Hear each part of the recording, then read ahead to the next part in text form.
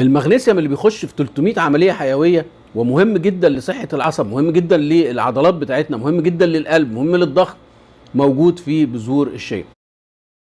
وطبعا مهم السيلينيوم جدا لوظائف الغده الدرقيه. الناس اللي عندها كسل في الغده الدرقيه، السيلينيوم اساس علاج الغده الدرقيه.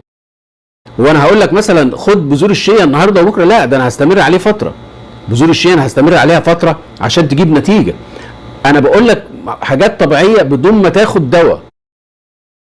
دي بذور الشيا. بذور الشيا من الحاجات الاوميجا 3 اللي موجوده فيها، مهم جدا عشان التهاب الاعصاب وعشان صحه المخ بتاعنا.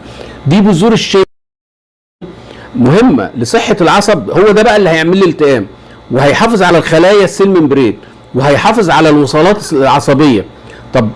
طيب انا والهدم اللي هيحصل جديد هيقل. طب انا بقى هقول،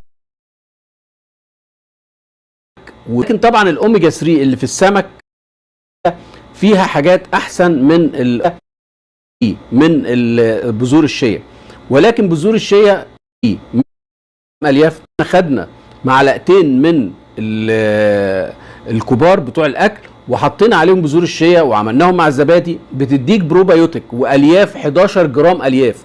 انتوا عارفين يعني ايه 11 جرام الياف؟ الاكل بتاع البكتيريا النافعه في جسمنا من الالياف دي. يبقى بذور الشيا هتدينا فتره الياف قويه جدا.